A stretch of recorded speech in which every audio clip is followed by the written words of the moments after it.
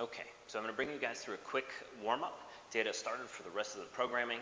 It's going to warm up the entire body. We're going to start with our lower limbs and work our way up.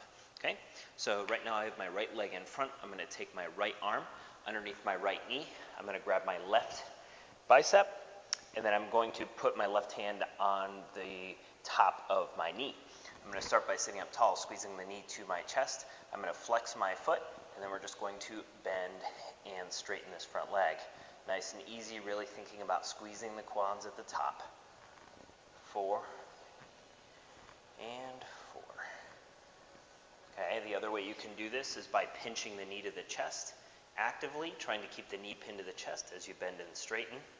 2, 3, and 4, squeezing at the top. Next, sitting up tall, I'm going to clasp my arms, creating tension between the arms, bracing the core, driving the front knee into the ground. From here, I'm going to try to cycle the leg to the back, and then back to the front, trying to move my upper torso as little as possible. 2, 3, and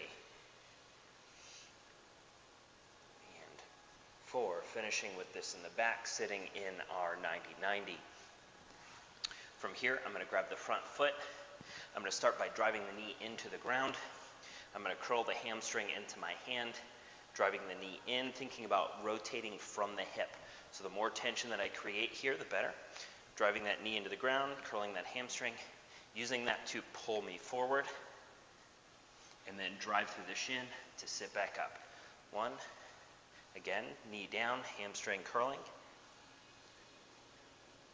2, driving the shin in to sit back up. And 3, now sitting tall, I'm going to have you flex the front. We're going to flex the front leg, internally rotate, lower back down. So I'm going to lift, trying to move my upper torso as little as possible. Straighten the leg, internally rotate, lower down. From here, I'm going to reach straight forward, come back, hands plant on the ground one more time. Lifting the front leg, externally rotating, thinking about lowering down the knee before I put the foot back on the ground. And we're going to repeat. Lifting, straightening the leg, internally rotating, lowering down slow, reaching forward. Now, as you get stronger at this, pushing this back hip open more and more is going to make this harder on the front leg. So continue to push yourself in that way. Lifting, trying to lower the knee down before the foot, and repeating. One more time, lift, straighten, lower down, reach forward, back. Hands plant, lifting the leg, bending, lowering down. Now for the back leg, we're going to lift both the knee and the foot at the same time, trying to stay upright as best we can. I'm going to lift the back knee and foot. I'm going to also try to drive the heel backwards. So from here I'm lifting, driving the heel back, coming back down.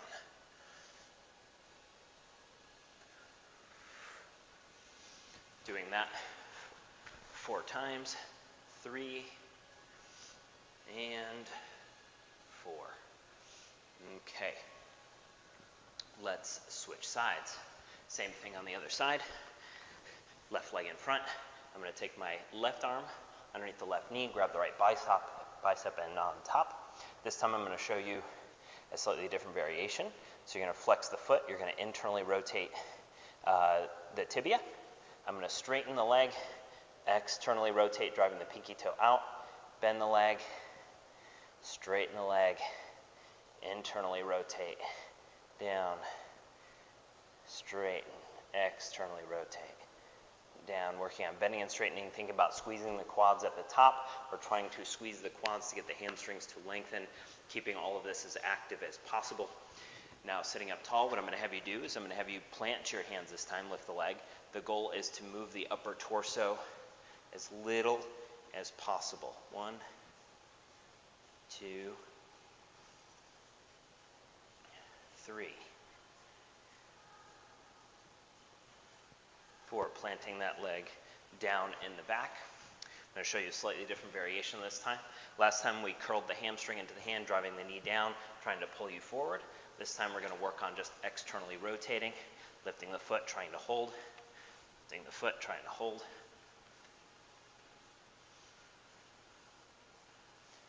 Okay, you can also repeat the same way. So curling the hamstring, driving the knee into the hand, hinging forward, driving through the shin to sit back up. 3 and 4.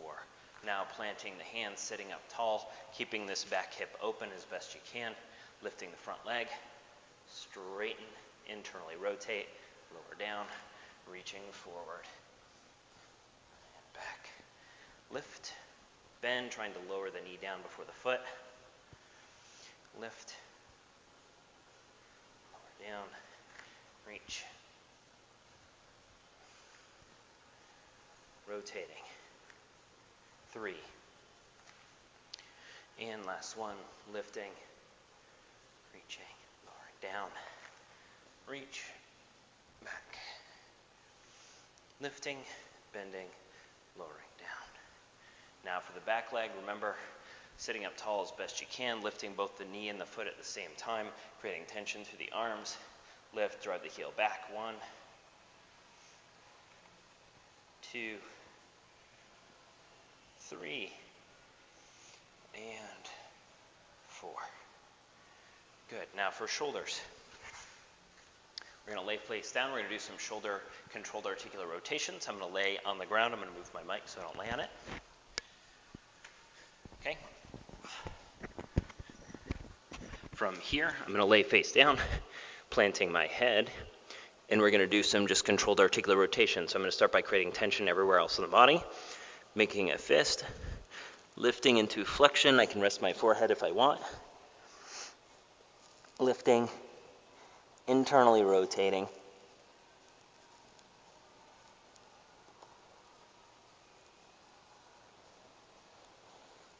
And lifting, externally rotating as you bring the hand back to your ear, lowering back down, going back and forth 3 times, trying to only articulate through the shoulder, trying not to let your torso rotate, keeping tension everywhere else in your body.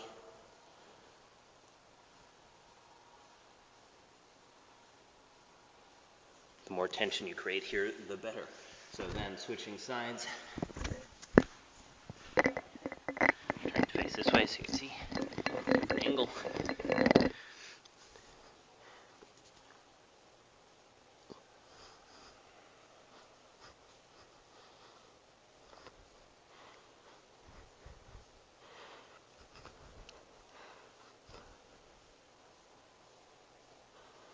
So do not let the arm bend as you bring this forward and back.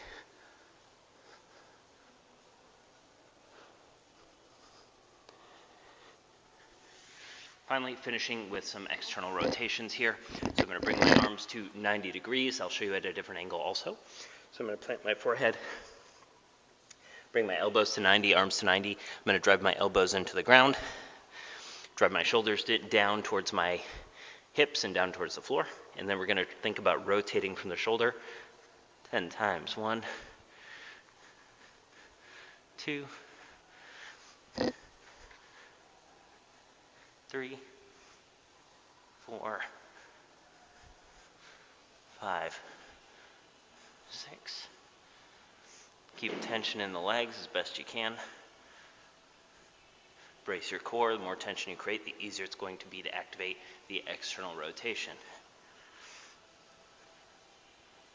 9. And on the last one, hold for 10 seconds. So lifting and holding.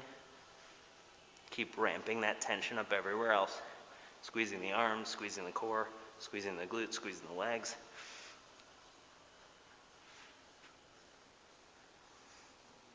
And relax. Now finishing with some wrists. So for the wrists, we're going to plant our forearms here. I'm going to think about creating an air gap underneath the palm of my hand. So we're going to lift just the palm of the hand off the ground, so there's about a finger's thickness here. Holding, leaning into the fingertips, pushing the fingers into the ground. What I want you to think about doing is holding this position with as much pressure as you can. 4 sets of 15 seconds. So as you get stronger here, you can start to step up into a push-up position, protracting the shoulders, pushing through the fingertips. You can even start to bend and straighten the legs as you get strong enough to push through the fingers. Now keep pushing through those fingers, keeping the gap up. We're going to do 4 sets of 15 seconds there.